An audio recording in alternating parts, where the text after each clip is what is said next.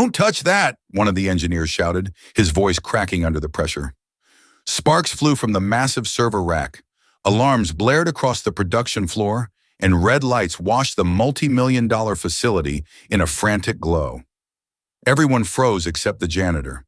With a mop still in one hand and his chest pounding, he took one desperate step forward.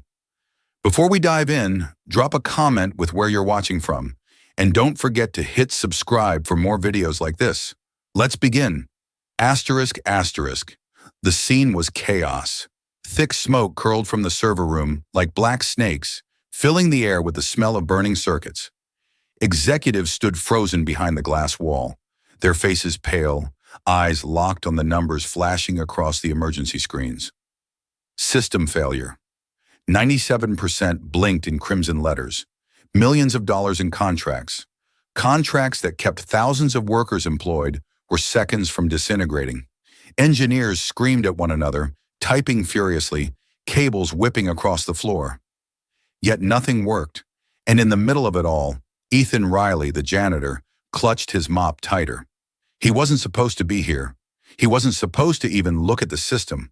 But when one of the smaller servers near the wall collapsed into flames, instinct took over. He rushed forward, stomping it out with his boot, his shirt catching sparks. "Get back," an engineer barked, sweat dripping down his face. "You'll ruin everything."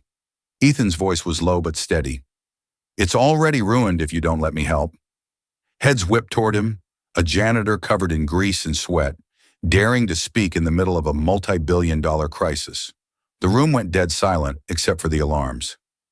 One executive sneered. "You? What could you possibly know? Do you even understand what's happening here?" Ethan didn't answer her right away.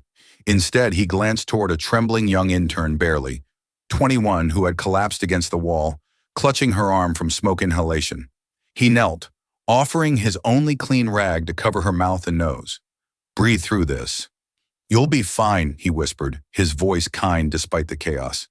The kindness went unnoticed by most, but not by her. The girl's wide eyes locked onto him with gratitude as she gasped for air. Then Ethan turned back toward the main panel, his jaw clenched. He knew the system not because of the job, but because years ago, before life ripped everything from him, he had once been a promising engineer himself. But when his wife died in a hospital that cut corners to save costs, he walked away from the world of business and numbers. He became invisible, a janitor, a ghost in plain sight. Until now. Step away from the panel. Another engineer barked, but his hands were trembling too much to even type. Ethan stepped closer. The truth was brutal. One wrong move could wipe out $300 million in contracts. The company would fall. Families depending on these jobs would be crushed. And the suits behind the glass wall, they only cared about their stock price. But Ethan, he thought about the workers he greeted every morning. The cafeteria lady who slipped him free coffee. The security guard who talked to him about his daughter's tuition. If there was a way to save it, he couldn't stand by. Ethan placed his hand on the override switch. Gasps filled the room. "Don't you dare!" an executive hissed, pounding the glass. "If you touch that, you'll destroy us all." Ethan's eyes narrowed. He didn't do this for them. He did it for the people who would lose everything. His voice cut through the smoke like steel. Sometimes the ones at the bottom see what the top refuses to, and with one decisive move, he flipped the switch. The Alans roared louder, then dashed, silenced out. Every light in the room went black. Asterisk, asterisk. For 5 heart-stopping seconds, the factory floor plunged into pitch darkness. The only sound was the ragged breathing of terrified engineers and the distant hum of cooling fans spinning down. People clutched their chests, frozen in the silence. Then, like a slow sunrise, the panels lit up again. Not red this time. Green dot system reboot. Successful blint across the main display that a wave of gasp swept the room. Screens that seconds ago flashed doom now showed recovery. The production line veered back to life. Conveyor belts sputtering. Robotic arms jerking into motion. Millions in contracts had been dangling over a cliff, and a janitor's single act had pulled them back. But instead of gratitude, anger erupted. "What the hell do you think you were doing?" One of the senior engineers, a tall man named Robert Kane, stormed toward him, his face purple with fury. You could have destroyed the entire operation. You're a janitor, Ethan. A janitor. Ethan didn't flinch. He glanced at the young intern he'd helped minutes earlier. She still clutched his rag against her mouth, her wide eyes fixed on him like he'd just turned into something otherworldly. That was enough. I didn't destroy it, Ethan said flatly, voice calm. I saved it. His words sliced through the noise like a blade. But the executives watching from behind the glass weren't impressed. The head of operations, Harvey Lancaster, shoved the door open and stormed in, his Rolex glinting in the green glow. You just cost us liability insurance coverage. Do you realize what happens when an unqualified staff member tampers with a live system? You've jeopardized us all. Jeopardized? Ethan's eyes narrowed. You were seconds away from total collapse. Your engineers couldn't stop it. I did, Lancaster sneered, lips curling. Don't lecture me, Riley. You clean floors, you mop up spills. That's your role. Stay in it. Something hot burned in Ethan's chest, but he didn't lash out. Not yet, he simply muttered. Maybe if you listened to people outside your circle once in a while, you wouldn't be standing here praying over contracts. The engineers shifted uncomfortably. Some glanced at Ethan with quiet respect, others with resentment, but none dared speak. Then a soft voice broke the tension. Mister. The young intern stepped forward, pulling the rag from her mouth. Her face was streaked with soot, her blonde hair plastered to her forehead. He saved us. The panel was locked in a loop. That override, it's the only thing that could have broken it. I studied the schematics and orientation. I know he's right. The entire room turned toward her. She was just an intern, barely out of college, but her words cracked the armor of authority in the room. Lancaster's jaw tightened. He couldn't scream at her the way he could at a janitor, not without looking like a tyrant. Ethan bent slightly toward her, his voice low so only she could hear. Thank you. What's your name? Claire. Claude Donovan, she whispered, her lips trembling. He gave her the faintest smile. You've got courage, Claire. Don't lose it. But Lancaster was already snapping his fingers at security. Escort him out immediately. I want him off company property before I have a lawsuit on my desk. Two guards stepped forward. One of them, Mike Jordan, hesitated. Mike was a middle-aged father of three, a man Ethan had shared countless morning coffee chats with in the break room. He knew Ethan wasn't reckless. He knew he cared. Sir, Mike said carefully, maybe we should now. Lancaster barked, cutting him off. Reluctantly, Mike placed a hand on Ethan's shoulder. Not aggressively, almost apologetically. Sorry, buddy. Orders. Ethan didn't resist. He let himself be walked toward the exit, his jaw locked, his eyes scanning the chaos he had just prevented. Engineers were already back at their stations, rebooting systems, checking lines, pretending like their work had saved the day. The executives puffed their chests, preparing their press statements. And him, the man who had risked everything, were throwing out like trash. But before he reached the doors, Claire's voice rang out again, louder this time. This isn't right. He saved $300 million worth of contracts. He saved all of us and you're firing him. Lancaster whirled on her, eyes blazing. Careful, Miss Donovan. You're an intern. Interns are replaceable. The words hung heavy in the air. A few engineers looked away, shame flickering in their eyes. But Ethan turned to Claire, offering a small nod, silently telling her, Don't fight for me. Not yet. He let Mike lead him out. Isk outside in the cool evening air. Ethan sat on the curb, his mop leaning against his shoulder. The plant hummed behind him alive again because of his gamble. Yet all he felt was hollow. Dot. Mike came out a few minutes later, standing awkwardly. Man, I'm sorry. You know I didn't want to. Ethan cut him off gently. Don't worry about it. You've got kids. You need this job. Mike's throat bobbed. He looked down, guilt written across his face. I'll buy you a drink sometime. Least I can do. Ethan managed a faint smile. I'll hold you to that. Asterisk as Mike went back inside. Ethan's smile faded. His hands trembled as he pulled out an old folded photo from his pocket. His wife Anna and their little daughter. Back when life still had meaning. He whispered under his breath, "I tried, Anna. I still try." A noise pulled him from his thoughts. Claire had slipped outside, rushing to his side. "You can't just leave it like this," she said breathlessly. "They'll bury what you did. They'll spin the story, take the credit, and you'll be forgotten." Ethan's lips curved into a bitter smirk. "That's been my life for a long time, Claire." "No," she said firmly, shaking her head. "Not this time. I saw it. You didn't just save contracts. You saved jobs, families, lives, people like me. My dad got laid off last year when his company folded. If this place collapsed today, hundreds of families would be wrecked the same way. You can't let them erase what you did." Her words stirred something in him, something he thought he'd buried under years of mopping floors and living in silence. Years he'd avoided conflict. After losing his wife, after watching corporate greed take her life because a hospital cut costs on equipment he'd withdrawn, let the world walk over him. But tonight had reignited a fire. He realized something chilling. This wasn't over. They had humiliated him, cast him out like a disposable rag. But deep down, Ethan knew he held something they didn't. Truth. And truth, when revealed at the right time, could burn more fiercely than fire. "Claire," he said slowly, his voice steady again. "You're right. They think I'll disappear. But I won't. Not this time." Her eyes widened. "What are you going to do?" He looked back at the glowing factory behind them, his reflection shimmering in the glass. For the first time in years, he felt alive. "Make them remember who I am," Ethan whispered. Dot. And in the silence that followed, the seeds of his revenge began to grow. Dot asterisk asterisk. 2 days later, the company boardroom buzzed with tension.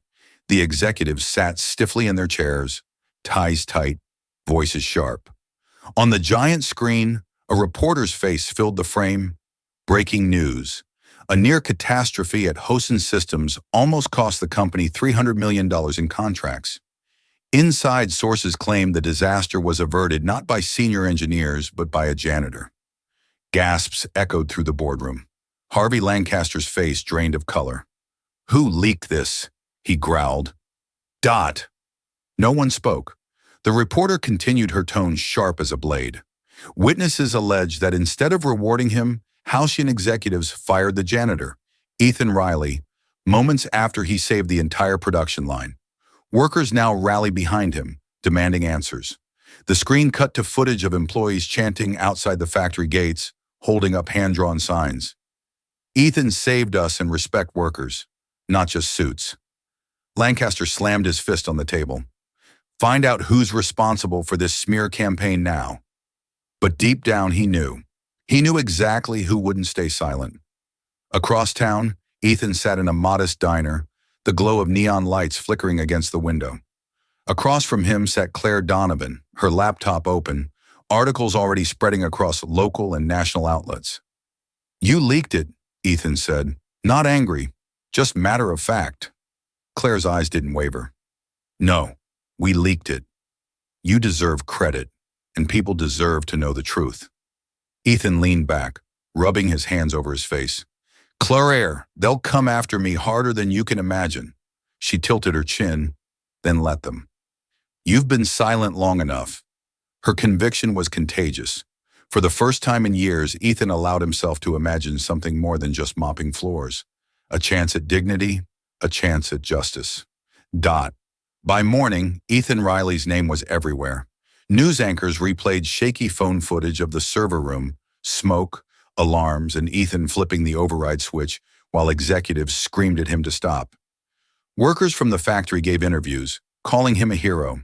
Even rival companies weighed in, some openly mocking Hyon for firing, the man who saved them. And yet through the storm, Ethan stayed quiet, not because he was afraid, but because he was waiting. When the phone call finally came, he was ready. "Mr. Riley," the voice said stiffly. It was Margaret Dean, the chairwoman of Hyon's board. "We'd like to speak with you urgently." "Today?" Ethan almost smiled. "Of course, I'll be there." The boardroom was silent when he entered. Every executive sat with fake smiles plastered on their faces, as if pretending they hadn't thrown him out like trash days earlier. Claire walked beside him, holding a folder of documents. Lancaster's jaw clenched. Riley, you've caused quite the stir, but let's be clear. You endangered our systems and your recklessness. Enough, Chairwoman Dean interrupted, her tone sharp. She turned to Ethan. Tell us exactly what happened that night. Ethan's eyes scanned the room. Suits, expensive watches, men and women who lived in glass towers so far removed from the people whose sweat built their empire. He drew a slow breath. What happened? He began, voice steady. Wasn't an accident. That system was failing because of negligence. You ignored the warnings, slashed maintenance budgets, and silenced workers who spoke up. You gambled with people's livelihoods. And when disaster struck, you froze. Lancaster scoffed. And you what? You think you're some kind of savior? No, Ethan said quietly. I'm not a savior. I'm a man who couldn't watch.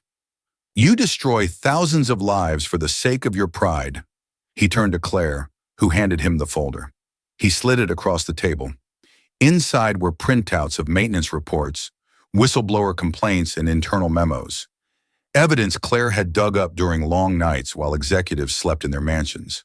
Chairwoman Dean flipped through the pages, her face growing darker. With every line, this, Ethan said, his voice low but firm, is proof. Proof that your so-called leadership nearly cost this company everything. I didn't just save contracts, I saved people. And you fired me for it. The room erupted in murmurs. Some executives looked down, ashamed. Others exchanged panicked glances. Lancaster's voice cracked with desperation. You don't understand the complexities. Ethan cut him off, his voice thundering. Now the only complexity here is greed. You've forgotten the people who keep this company alive. The janitors, the line workers, the cafeteria staff, the ones you never see. Without them, without us, you're nothing. The silence that followed was suffocating. Finally, Chairwoman Dean spoke. Mr. Riley, on behalf of the board, I apologize. What was done to you was unacceptable. She closed the folder slowly, her gaze locking onto Lancaster. Effective immediately, Mr. Lancaster. You're relieved of your position. Lancaster shot up, his face twisted with rage. You can't do this. But security was already at his side. This time, no one hesitated to escort him out. As the door shut behind him, Chairwoman Dean turned back to Ethan. You've proven not only courage, but leadership. I'd like to offer you a role head of safety and operations. With full authority to protect this company's future, gas rippled through the room. A janitor promoted to leadership. Ethan stood still, his hands pressed against the table. Part of him wanted to laugh at the absurdity. But then he thought of Anna, of the night she died because no one had listened when cheaper equipment was installed. He thought of Claire's trembling voice fighting for him when no one else would. He thought of Mike, the guard, trying to help in his quiet way. He nodded slowly. I'll accept, but only on one condition, and that is Dean asked that you start listening to the people at the bottom because they're the ones who see what you refuse to. For the first time, the boardroom erupted, not in anger, but in applause. That evening, as the sun bled orange across the sky, Ethan walked out of the building, not as a janitor, but as a man reborn. Workers gathered outside cheering his name, clapping him on the back. Mike pushed through the crowd, grinning wide. Told you I owed you a drink. Guess I'll make it two now. Ethan laughed, the sound raw but real, and for the first time in years, the weight on his chest lifted. Beside him. Claire smiled, her voice soft. You did it. You made them remember. Ethan gazed at the horizon, his heart full but steady. No, Claire, we did it. And as the factory roared with life behind them, Ethan Riley, the janitor who refused to stay invisible, finally walked into his future with dignity, justice, and a fire that no one could extinguish again.